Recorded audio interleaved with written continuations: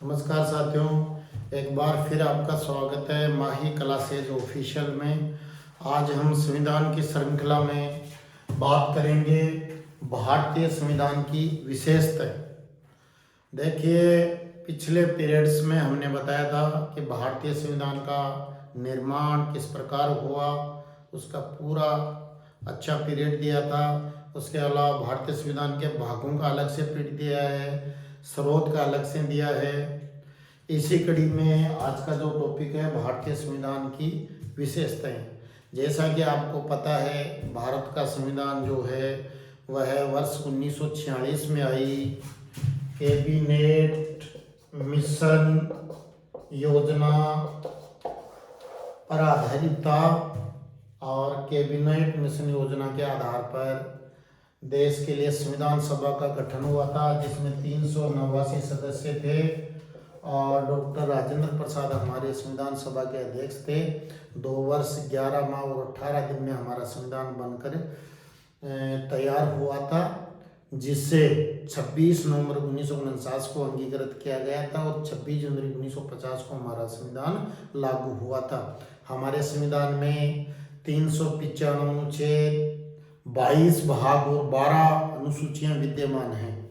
अब देखिए, भारतीय संविधान की बात करते हैं तो सबसे पहली विशेषता है भारत का संविधान लिखित और निर्मित संविधान है। लिखित और निर्मित संविधान है। देखिए, संविधान अपनी प्रकृति के हिसाब से लिखित और अलिखित भी हो सकते हैं। अलिखित संविधान का सबसे बड़ा उदाहरण ब्रिटेन का संविधान है, जबकि जो कि अभिसमय पर आधारित है, परंतु भारत का संविधान लिखित संविधान है और निर्मित संविधान भी है। निर्मित संविधान का तात्पर्य है कि भारत का संविधान एक संविधान सभा के द्वारा जो है वह तैयार किया गया था। बाकायदा संविधान सभा का गठन हुआ था, जिसमें 389 सदस्य थे, विभिन्न समितियां थी और विभिन्न वाद विवादों के बाद में, तर्क वितर्क के बाद में, काफी शोध के बाद में जो है संविधान के विभिन्न प्रावधान संविधान में शामिल किए गए थे। एक प्रकार से संविधान की मेकिंग हुई थी। तो पहली विशेषता है भारतीय संविधान की, यह लिखित और निर्मित संविधान है। दूसरी विशेषता है भारत का संविधान विश्व का सबसे बड़ा संविधान है। सबसे बड़ा संविधान है। भारत का संविधान विश्व का सबसे बड़ा संविधान है। देखिए, भारत का संविधान विश्व का सबसे बड़ा संविधान है, जिसमें साथियों 395 अनुच्छेद हैं, 22 भाग हैं और 12 अनुसूचियां हैं। इस हिसाब से देखा जाए तो सबसे बड़ा संविधान विश्व का भारत और सबसे छोटा संविधान विश्व का अमेरिका का संविधान है, जिसमें मात्र 7 अनुच्छेद हैं। ये बात भी साथियों आपको ध्यान में रखनी है। अब देखिए, भारतीय संविधान की तीसरी विशेषता की बात करते हैं कि भारत के संविधान में संविधान की प्रस्तावना शामिल की गई है। संविधान की प्रस्तावना। देखिए, भारतीय संविधान की जो प्रस्तावना है वो एक प्रकार से पूरे संविधान की गाइडिंग फिलॉसफी है। जहां जहां संविधान विशेषज्ञों को, न्यायालयों को, प्रशासकों को, संविधान पढ़ने वालों को, संविधान को लागू करते समय, इम्प्लीमेशन करते समय जहां जहां संविधान में जटिलता आती है या समझने में दिक्कत आती है, कोई भी अभिप्राय, तो वहां संविधान की जो प्रस्तावना है उसका सारा लिया जाता है। और संविधान की प्रस्तावना के द्वारा ही जो भारत की अंतिम जो शक्ति, सर्वोच्च शक्ति है, संप्रभुता है, वो अंतिम रूप से जनता में निहित है। क्योंकि संविधान की प्रस्तावना के प्रारंभिक वाक्य ये हैं, हम भारत के लोग। साथियों, संविधान की प्रस्तावना के बारे में अलग से जल्दी ही मैं पूरा जो संविधान की प्रस्तावना टाइटल नाम से पीरियड होगा उसमें इसकी डिटेल से चर्चा करेंगे। संविधान की जो प्रस्तावना है उसको क्या है, न्यायालय में परिवर्तित नहीं किया जा सकता, परंतु इसकी संविधान की प्रस्तावना में यानी भारत के संविधान की प्रस्तावना में जो है वो संशोधन संभव है। कई बार क्वेश्चन आता है कि क्या संविधान की प्रस्तावना को न्यायालय में परिवर्तित किया जा सकता है? नहीं किया जा सकता, परंतु क्या भारत के संविधान की प्रस्तावना में संशोधन संभव है? संभव है, जैसा कि किया भी गया है 42वें संविधान संशोधन 1976 के द्वारा भारत के संविधान की प्रस्तावना में संशोधन किया गया है। यह साथियों क्वेश्चन बार बार आता है, क्या किया गया है?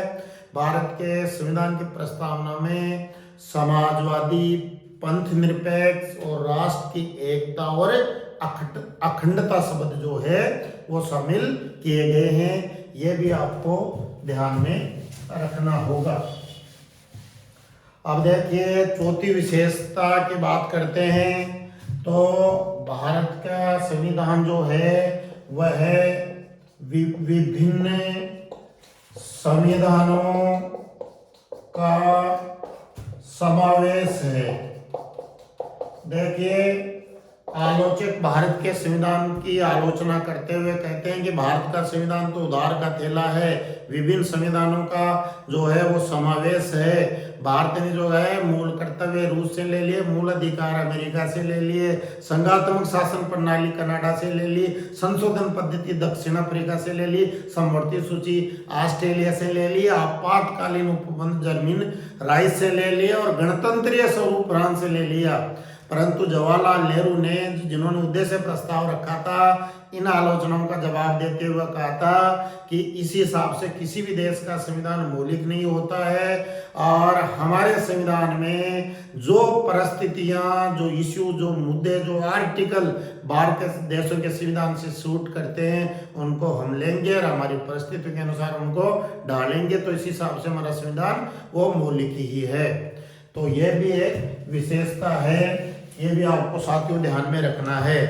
पांचवी विशेषता की बात करते हैं तो वो है कि भारत का संविधान जो है वो कठोर और लचीलेपन का समन्वय है। कठोर और लचीलेपन का समन्वय है। देखिए भारत का जो संविधान है न तो बहुत अधिक कठोर है, इसका मतलब ये है, और न ही बहुत लचीला है, बल्कि दोनों का समन्वय है। भारत के संविधान के अधिकांश जो अनुच्छेद हैं वो संसद के साधारण बहुमत के द्वारा ही संशोधित किए जा सकते हैं। और भारत के संविधान में जो आपको पता है संशोधन भारत की संसद करती है और प्रथम बार संशोधन 1951 में हुआ था, जिसमें 9वीं अनुसूची साथियों संविधान में जोड़ी गई थी। तो जो संसद है वह साधारण बहुमत के द्वारा भी संशोधन कर सकती है। जैसे भारतीय संविधान का भाग 1 अनुच्छेद 1 से 4 तक नए राज्यों का गठन, निर्माण, समाप्त किया जाना, सीमा, नाम और आदि में परिवर्तन करना वो संसद के साधारण बहुमत द्वारा ही संभव है। जबकि एक संसद के विशेष बहुमत द्वारा जैसे भाग 3 और 4 मूल अधिकार नीति निर्देशक तत्वों में संशोधन करना है तो वो संसद का विशेष बहुमत चाहिए। तो और इसी प्रकार कुछ अनुच्छेद ऐसे हैं जिनमें संसद का विशेष बहुमत और आधे राज्यों के अनुसमर्थन चाहिए। इसकी चर्चा भी अलग से हम करेंगे। भारतीय संविधान में संशोधन की प्रक्रिया वो अलग से जल्दी ही पीरियड हम लेकर आएंगे।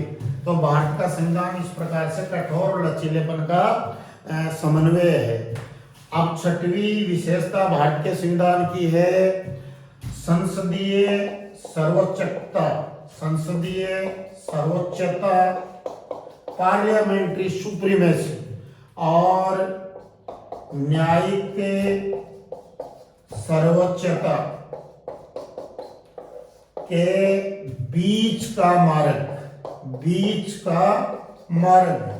देखो मैंने बौद्ध धर्म पढ़ाया था, तब उसमें कहा था कि बौद्ध जो है महात्मा बुद्ध सिद्धार्थ है, न तो अधिक भोग में न अधिक संयम में विश्वास रखता है बल्कि मध्यम मार्ग में अनुसरण करता है। इसी प्रकार भारत का संविधान भी हमेशा मध्यम मार्ग का अनुसरण करता है। चाहे वो संविधान में संशोधन की पद्धति हो, भले संसदीय सर्वोच्चता और न्यायिक सर्वोच्चता दोनों को चुनने की बात हो।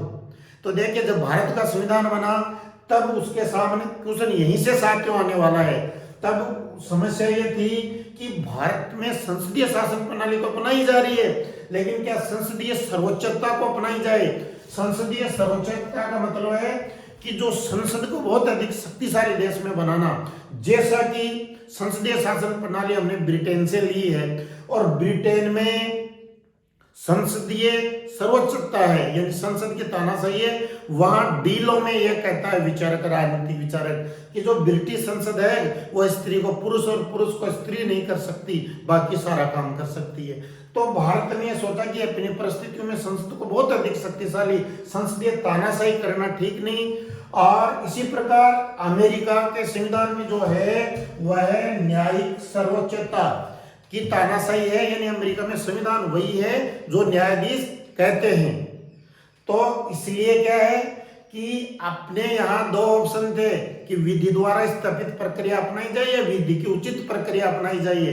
तो अमेरिका में तो विधि की उचित प्रक्रिया है, यानी न्यायाधीश अपने हिसाब से संविधान की व्याख्या और निर्णय दे सकते हैं, लेकिन भारत में विधि द्वारा स्थापित प्रक्रिया है जो जापान के संविधान से ली गई है। और कुल मिलाकर भारत ने न तो संसदीय सर्वोच्चता तानाशाही का मार्ग अपनाया, न न्यायिक सर्वोच्चता का, बल्कि क्या है मध्यम मार्ग का अनुसरण किया है, यानी संसदीय सर्वोच्चता और न्यायिक सर्वोच्चता के बीच का मार्ग तय किया है। क्वेश्चन ये आएगा कि भारत में है संसदीय सर्वोच्चता, न्यायिक सर्वोच्चता, या संसदीय सर्वोच्चता और न्यायिक सर्वोच्चता के बीच का मार्ग। तो ये बीच का मार्ग भारत ने चुना है। यही से साथियों क्वेश्चन छपने वाला है, यहां आप अलर्ट रहना इस बिंदु। अब देखिए आगे संविधान की विशेषताओं की बात करते हैं। तो जैसे भारत के संविधान द्वारा भारत को संपूर्ण प्रभुत्व संपन्न गणराज्य घोषित किया गया है।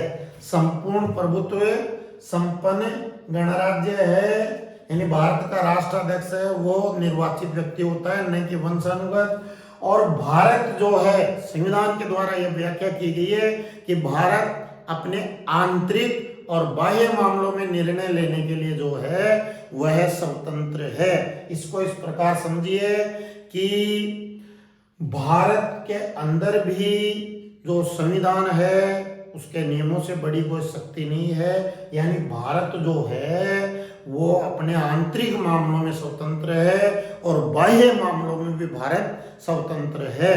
अब यूएनओ जैसे अंतर्राष्ट्रीय समुदाय के जो निर्देश है, आज्ञा है, वो भी अपने लिए बाध्यकारी नहीं है, अंतर्राष्ट्रीय नैतिकता के कारण उनका पालन होता है। तो कुल मिलाकर भारत आंतरिक और बाह्य मामलों में स्वतंत्र है और स्वतंत्र विदेश नीति का संचालन करता है। यह भी हमारे संविधान के द्वारा बताया गया है। साथ ही साथ भारत की जो संप्रभुता अंतिम रूप से जनता में निहित है। जैसे क्वेश्चन या ट्रेडिशन आता है कि भारत की संप्रभुता निहित है, संविधान में है, संसद में है, कार्यपालिका में है या जनता में, तो अंतिम रूप से भारत की जो संप्रभुता का स्रोत है वो भारत की जनता है। जैसे कि संविधान के प्रस्तावना के प्रारंभ में कहा गया है कि हम भारत के लोग। आगे संविधान की विशेषताओं की बात करते हैं। तो भारत एक लोकतंत्रात्मक राज्य है। भारत में संविधान के द्वारा लोकतंत्रात्मक राज्य, यानी राजतंत्रात्मक की जगह लोकतंत्रात्मक, by the people, of the people, for the people, यानी जनता का, जनता के लिए, जनता के द्वारा शासन का पद्धति को स्वीकार किया गया है। और हमारी जो शासन पद्धति है लोकतंत्र की वह संघीय संसदात्मक शासन पद्धति है। देखिए संघीय शासन का मतलब है कि भारत में संघात्मक शासन है, लेकिन साथियों कहीं भी भारत के संविधान में संघ शब्द का उल्लेख नहीं है, बल्कि भारत के लिए राज्यों का संघ, द यूनियन ऑफ स्टेट शब्द का प्रयोग किया गया है। और भारत को इंडिया दैट्स भारत शब्दावली का प्रयोग भारत के लिए किया गया है, जिसका मोटा मोटा तात्पर्य है कि संविधान में जो है वो संविधान में 3 अनुसूचियों के द्वारा संघ सरकार और राज्य सरकारों के मध्य शक्तियों का वितरण किया गया है, और संघ सूची, राज्य सूची और समवर्ती सूची जो संविधान की 7वीं अनुसूची में संघ और राज्य सरकारों को मतलब शक्तियां दे रही है, और इवन अब तो स्थानीय सरकार भी सीधे संविधान से शक्तियां ग्रहण कर रही है। तो संघात्मक शासन का मतलब यह हो गया कि भारत में जो है शक्ति का केंद्र एक सरकार नहीं है, बल्कि संघ सरकार के साथ साथ राज्य सरकार भी है। और भारत में संघात्मक शासन है। पॉलिटिकल साइंस की भाषा में इसके 3 लक्षण होते हैं, जैसे संविधान की सर्वोच्चता है, जो लिखित संविधान है, और न्यायपालिका की स्वतंत्रता है, और नागरिकों के लिए मौलिक अधिकारों की व्यवस्था है। ये सारे लक्षण हमारे संविधान में पाए जाते हैं। संसदीय शासन प्रणाली हमने ब्रिटेन से ली है, जिसका तात्पर्य है कि जो कार्यपालिका का गठन व्यवस्थापिका में से होता है, और कार्यपालिका जब व्यवस्थापिका या संसद का विश्वास खो दे तो उसको इस्तीफा देना पड़ता है। संसद के सदन में एक मंत्री के प्रस्ताव का पराजित होने का मतलब है संपूर्ण मंत्री परिषद का त्याग पत्र देना। तो इसलिए संसदीय शासन प्रणाली के बारे में कहा जाता है कि सब लोग एक साथ तैरते हैं और एक साथ ही डूबते हैं। इसके अलावा अगले भारत के संविधान की विशेषता की बात करते हैं, तो संविधान के द्वारा हमारे देश को समाजवादी राष्ट्र या समाजवादी उत्पादन प्रणाली वाला राष्ट्र कहा गया है। अभी मैंने बताया कि संविधान के 42वें संविधान संशोधन 1976 के द्वारा भारत के संविधान में समाजवादी शब्द भी जोड़ा गया था।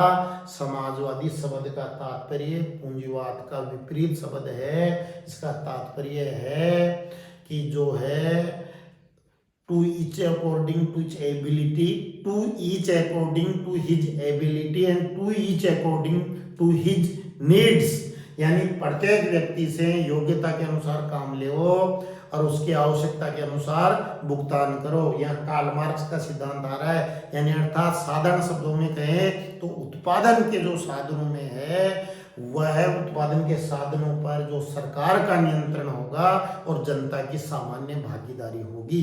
यह समाजवादी व्यवस्था है जो कार्ल मार्क्स और लेनिन, रूस आदि के मॉडल पर आधारित है, जिसको हमारे संविधान में अपनाया गया है। इसे भी आपको ध्यान में रखना है।